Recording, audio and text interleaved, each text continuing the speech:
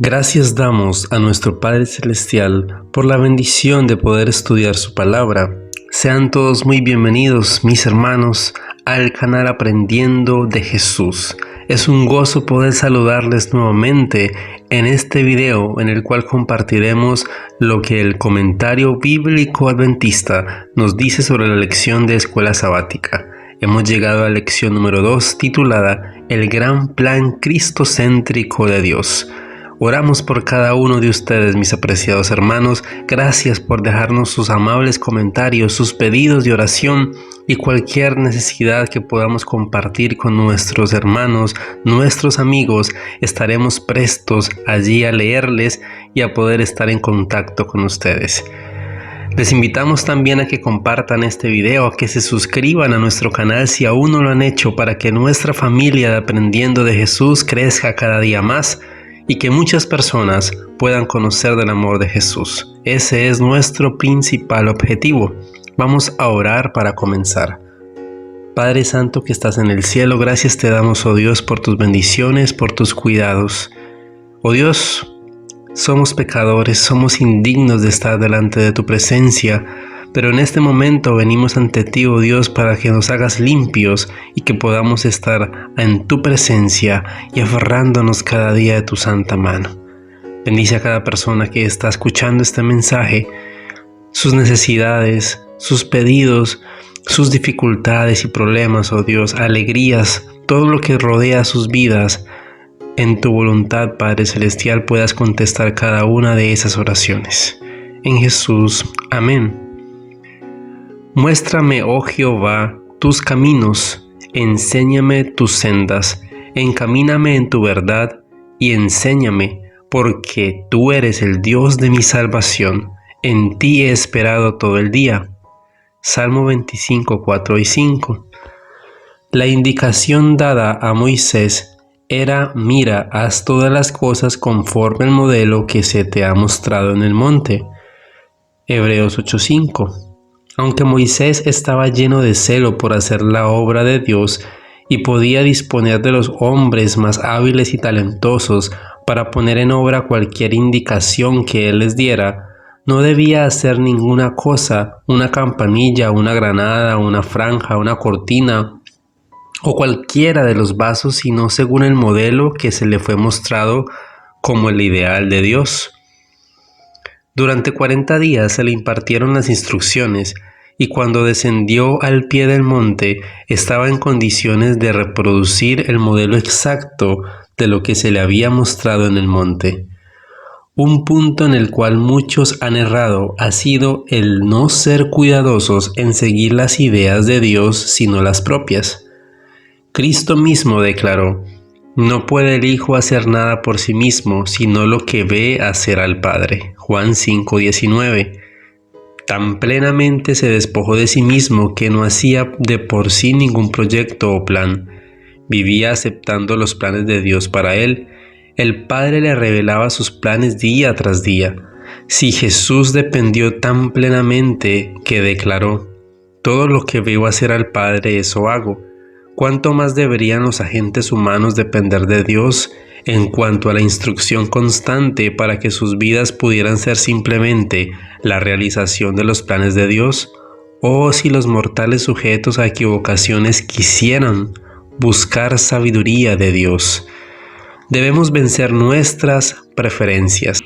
El orgullo, la suficiencia propia deben ser crucificados y el vacío debe ser llenado con el Espíritu y el poder de Dios. ¿Siguió Jesucristo, la majestad de los cielos, su propio camino? Miradlo en tortura de alma en el Getsemaní, orando a su Padre. ¿Qué es lo que arranca esas gotas de agonía de su santa frente? Esta debería ser nuestra actitud. No se haga mi voluntad, sino la tuya. Esto es verdadera conversión. El comentario bíblico adventista nos dice sobre Efesios 1, 3 al 14 lo siguiente: bendito sea el Dios. Esta expresión de alabanza introduce uno de los más sublimes pasajes de la Escritura, algunas veces denominado como el portal de la alabanza. Los versículos 3 al 14 se ocupan de la manera en la cual la gracia divina es revelada, y presentan promesas del amor redentor de Dios y los gloriosos privilegios de la Iglesia. Se puede considerar que estos versículos presentan un bosquejo del plan de salvación en los lugares celestiales. Esta frase, característica de Efesios, es usada 5 veces en la epístola. La frase se traduce en las regiones celestiales, sin embargo, la palabra traducida celeste aparece en otros pasajes. En Efesios 1:20 la frase es utilizada como sinónimo de cielo, pues se refiere al lugar donde Cristo se sienta a la diestra del Padre. Este parece ser también el significado de la frase en el capítulo 2:6. Si somos ensalzados junto con Cristo y estamos en Cristo Jesús y Cristo está a la diestra de Dios Padre en los cielos, entonces nosotros también, en sentido figurado, estamos sentados con Cristo en los cielos. Esta frase también es utilizada por el apóstol para describir la morada de las potencias angélicas, refiriéndose probablemente a los ángeles buenos y a los ángeles caídos.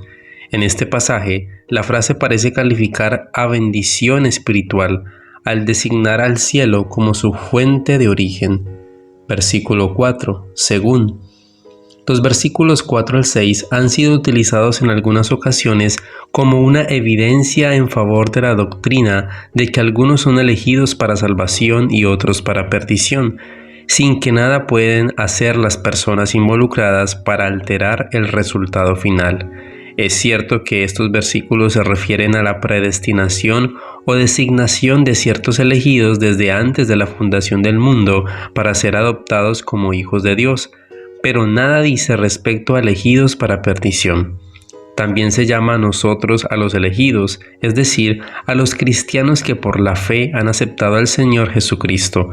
Cuando se trazó el plan de salvación antes de la fundación del mundo, se decidió que quienes se ajustaran a las condiciones de dicho plan serían considerados nuevamente como hijos. El deseo de Dios era que todos aceptaran el plan y fueran salvos. Sobre el tema de la predestinación. En él, toda la vida espiritual del cristiano se centra en Cristo, por lo tanto, constituye la esfera en la cual puede hacerse la elección. El que se acerca a Cristo es elegido para salvación, así como quien se une a un coro es elegido o escogido para cantar. Por esta razón, no hay una elección arbitraria. El propósito de Dios es salvar a todos los que por fe aceptan a Cristo como su Redentor. Antes de la fundación. El plan de la salvación fue trazado antes de la fundación del mundo. En ese momento Dios se propuso salvar a quienes aceptaran su plan. Santos. Ser santo es reflejar la imagen divina, porque Dios es santo. El propósito del plan de salvación es restaurar la imagen divina en el hombre, para la alabanza. Como resultado de la revelación de la gracia de Dios en la adopción, el universo tendrá un verdadero concepto del carácter y propósitos de Dios, y consecuentemente responderá con expresiones de alabanza. Uno de los propósitos del plan de salvación es la vindicación del carácter de Dios en el universo. Gloria de su gracia. La abundancia y plenitud de la gracia divina es un tema sobresaliente en la epístola, el cual es presentado como el motivo principal de confianza y esperanza. Sobre el concepto de gracia. Hizo aceptos, o favorecer, o llenar de gracia, nos agració en el amado. La idea que se expresa es de la gracia gratuita otorgada por medio de la cual hemos sido enriquecidos y adornados. Aquel que entregó a su Hijo a una muerte ignominiosa, también proporciona abundantemente sus otras riquezas. La misericordia, el favor y la bondadosa disposición de Dios hacia nosotros permiten una relación con Él que de otra manera sería imposible. A Dios no se le puede comprar, sobornar ni adular. Lo que Dios hace es el resultado del ejercicio de su propia buena voluntad y del propósito divino en el amado. He aquí otra forma de expresar la frase clave de la epístola. La designación del Hijo como el amado es apropiada en este contexto. Somos atraídos a Dios por el amado y como resultado podemos ser llamados hijos amados. Dios ama a quienes reciben su gracia de la misma manera como ama a su propio Hijo. Versículo 8. Sobreabundar para con nosotros. ha prodigado sobre nosotros, que superabundantemente derramó sobre nosotros, que hizo desbordar sobre nosotros. Las riquezas de la gracia de Dios no solo son suficientes para cada necesidad, sino que proporcionan además nuevos dones. Toda la creación testifica de cuán generosamente ha dotado el Creador a sus obras. Quien suplica la gracia divina descubre que Dios no es menos generoso con sus dones espirituales. En toda sabiduría e inteligencia. Esta frase puede unirse tanto con lo que antecede como con lo que sigue, si se considera como parte del versículo 8. Se refiere a la esfera en la cual la gracia de Dios nos es conferida. De esta forma, sabiduría e inteligencia son dones divinos para el hombre. Pero si se considera como la primera parte del versículo 9, sabiduría e inteligencia se refieren a cualidades de Dios. Ambas interpretaciones son posibles porque en los manuscritos antiguos no hay signos de puntuación ni división de las palabras. Versículo 9. Misterio. Había llegado el tiempo de revelar el misterio de la voluntad de Dios. El mundo se había estado preparando durante mucho tiempo para esta hora, y el apóstol Pablo había sido sumamente honrado al ser uno de los portadores de un secreto que había estado oculto desde los siglos y edades. La superabundancia de la gracia de Dios había sido un misterio hasta su proclamación en la vida y muerte de Cristo, y su extensión y aplicación a los gentiles solo comenzaba a ser conocida ahora. Esta extensión y aplicación es el motivo principal de esta epístola de Pablo. Algunos han afirmado que Pablo usa en este pasaje 3 palabras de las religiones paganas, dadas lo misterioso, misterio, conocimiento y sabiduría. Pero el uso de estas palabras y los conceptos que presentan no estaban restringidos a dichas religiones. Sus equivalentes hebreos, que presentan conceptos propios de la mentalidad judía, son utilizados tanto en el Antiguo Testamento como en los rollos del Mar Muerto. Como el apóstol Pablo conocía bien el Antiguo Testamento y lo consideraba como revelación divina, es muy posible que hubiera tomado estos antiguos conceptos y los acomodara de acuerdo a la idea sublime que el cristianismo tiene acerca de Dios. Voluntad. El bondadoso propósito de Dios era proporcionar esta revelación. La entrada del pecado en el mundo no fue un dilema para Dios, ni hizo que Él, de mala gana, pusiera en marcha la sublime, aunque angustiosa obra de redención. Dios no tuvo que ser obligado ni convencido por circunstancias externas. Él hace con agrado su obra en favor de la humanidad. Todas las cosas en Cristo. Este es el propósito divino, la restauración de la unidad perdida. Esto tiene que ser hecho necesariamente en Cristo, pues Él es el centro de todas las cosas. Todo fue hecho por Él. Él sustenta el universo por el poder de su palabra. Él es el centro de la Iglesia y su suprema esperanza. La vida cristiana no es una marcha solitaria hacia el reino de Dios. El cristiano es miembro de una comunidad, el cuerpo de Cristo, la Iglesia. La unidad del universo de Dios fue rota por el pecado.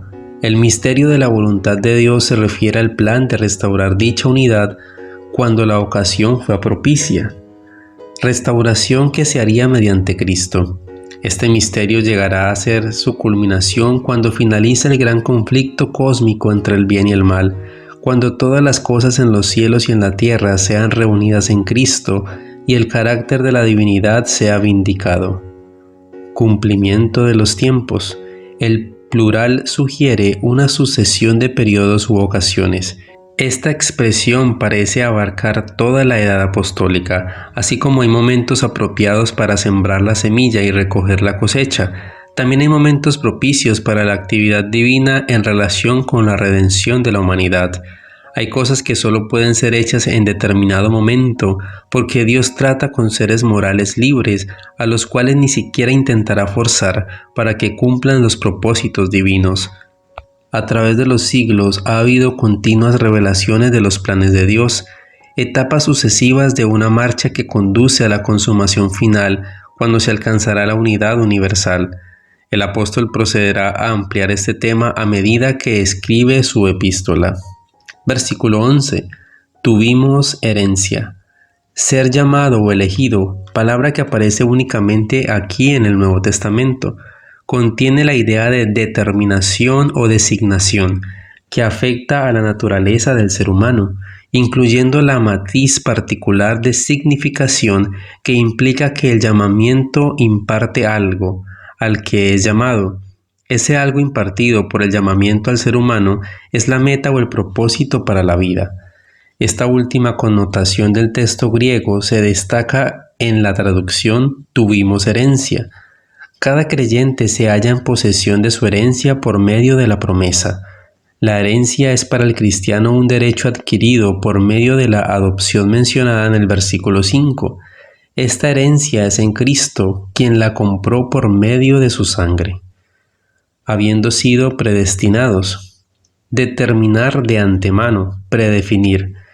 El apóstol menciona nuevamente la predestinación, probablemente con el propósito de recordarnos que la herencia no se obtiene por accidente o casualidad, sino que está en armonía con el propósito que Dios predeterminó. Designio de su voluntad. El hecho de que Dios actúe de acuerdo con su voluntad y no de acuerdo con la del hombre proporciona seguridad, pues la voluntad humana es voluble e impredecible. Los hombres desafían o cuestionan los actos de Dios hasta atreverse a atribuirle la misma mutabilidad propia del género humano, olvidando que cada acto divino está respaldado por la perfección y el amor infinito de Dios. El Altísimo no actúa bajo presión o necesidad, pues posee sabiduría y amor infinitos y voluntad soberana. Los que primeramente esperábamos en Cristo, literalmente quienes han esperado antes, los que ya antes esperábamos en Cristo, los que antes habíamos esperado en Cristo. Estas palabras tenían una importancia especial para los judíos cristianos, quienes mediante sus padres fueron los que primero participaron de la herencia, esperando al Mesías desde el tiempo de Abraham. Para el pueblo judío constituyó un gran privilegio el que se le diera la oportunidad de vivir y trabajar para alabanza de su gloria. Los cristianos que tienen hoy la verdad evangélica también se constituyen en los mayordomos de la gracia divina para el mundo incrédulo. Cuando la esperanza cristiana se fundamenta en las promesas de Dios en Cristo, es más que un simple anhelo relacionado con el futuro. La Escritura nos habla de la plena certeza de la esperanza, una esperanza viva, la esperanza que no avergüenza, el Dios de esperanza. En el ser humano hay un instinto profundamente enraizado, implantado por Dios mismo, que lo persuade a buscar un final feliz para los trágicos acontecimientos de la vida. Los judíos conversos al cristianismo fueron los primeros que tuvieron el privilegio de colocar su esperanza en Cristo. Pablo menciona a sus parientes Andrónico y Junías, que llegaron a ser cristianos antes que él. Pablo sin duda siempre tuvo que sentir dolor por haber malgastado los primeros años de su juventud. Felices aquellos que se acercan a Cristo desde sus primeros años para ofrendarle su vida entera en lugar de consagrarle solo el resto de una vida desperdiciada. La esperanza es como una cuerda que se arroja a quien se está ahogando. Cuán necio sería que dudara de las intenciones de quien le arroja la cuerda o de la resistencia de ésta. El que perece se aferra de la bendita esperanza y descubre que lo sostiene y lo lleva a Cristo, quien le ofrece vida eterna. Versículo 13. La palabra de verdad. La palabra de verdad se define aquí como el evangelio de vuestra salvación. Se nos insta a tomar en serio esta palabra, a recibirla con humildad y con fe, porque es el medio para obtener vida eterna. Existen diversas teorías filosóficas acerca de la naturaleza de la verdad. Sin embargo, en las Sagradas Escrituras se concibe como estrechamente vinculada con la salvación del ser humano. Según este último concepto, verdad es mucho más que una simple colección de afirmaciones que, como es obvio, no pueden tener en sí mismas la salvación. Finalmente, la verdad debe llevarnos a aquel que es el camino, la verdad y la vida. Juan 14:6. Todo impulso noble que surge en el alma, ya sea de cristianos o de paganos, deriva de esa fuente. Para que haya una verdadera recepción de la verdad, es necesaria la influencia del Espíritu Santo. La palabra escrita o hablada, como la semilla que cae en tierra poco fértil, no tiene poder para cambiar la vida, a menos que esté acompañada por la palabra viviente. El Espíritu Santo de la promesa. El Espíritu Santo fue prometido desde los días del Antiguo Testamento. El que sella o identifica a quienes pertenecen a Cristo es el Espíritu Santo, guardándolos hasta el día de la redención final. El Espíritu Santo es identificado aquí como el ser que hace el sellamiento. Los que son sellados reciben el testimonio espiritual interno de que son hijos de Dios. El sello se coloca sobre todos aquellos que deciden de todo corazón servir a Cristo. El Espíritu Santo nos asegura que las promesas de Dios son verdaderas. Sobre esta base, el creyente las acepta por fe. Un amor nacido de la misericordia.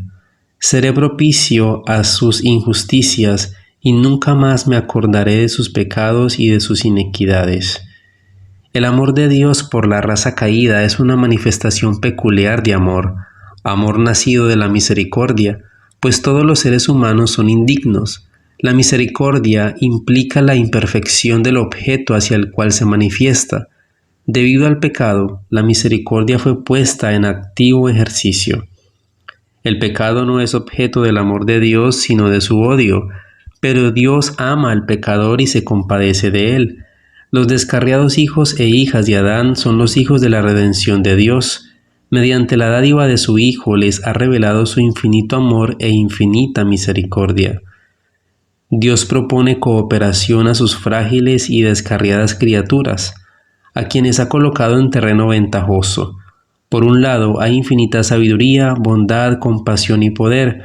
Por el otro, debilidad, pecaminosidad absoluta, pobreza, dependencia. Al hombre se le da el privilegio de trabajar con Dios en la salvación de su propia alma. Ha de recibir a Cristo como su Salvador personal y ha de creer en Él. Recibir y creer es su parte en el contrato. El plan de redención fue preparado en las deliberaciones entre el Padre y el Hijo.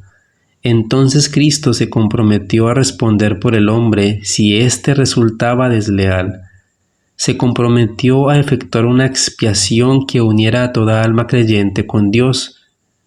El que coloca sus pecados sobre el sustituto y garantía puede unirse con el apóstol al decir: bendito sea el Dios y Padre de nuestro Señor Jesucristo, que nos bendijo con toda bendición espiritual en los lugares celestiales en Cristo, para mostrar en los siglos venideros las abundantes riquezas de su gracia en su bondad para con nosotros en Cristo Jesús. Efesios 1, 3, 2 y 7. En su infinito amor, Cristo ideó el plan de salvación. Está listo para cumplir ese plan en favor de todos los que cooperen con Él, intercediendo por ellos. Dice al Padre: no les imputes a ellos sus pecados, sino colócalos sobre mí. Sé misericordioso con sus injusticias y no recuerdes más sus pecados e iniquidades. Padre Santo que estás en el cielo, gracias, oh Dios, por este mensaje que nos das, porque sabemos que Dios hizo una obra impensada, inimaginable, sobrenatural, llena de amor por cada uno de nosotros. Ahora, ¿cómo respondemos a esa demostración de amor y a esa gracia? Es de nosotros estar cada día más aferrados a tu presencia en comunión contigo. Y aunque existan debilidades, tristezas, tentaciones, oh Dios, pedimos por favor que estés con cada uno de nosotros. Te pido, Señor, por cada una de las personas que comentan este video, por cada una de las personas que tiene un pedido de oración especial. Todos, Señor, estamos pasando quizás por algún problema o alguna dificultad, pero en tu nombre vamos a ser vencedores y podemos estar contigo en las naciones celestiales. En Jesús te lo pedimos todo. Amén.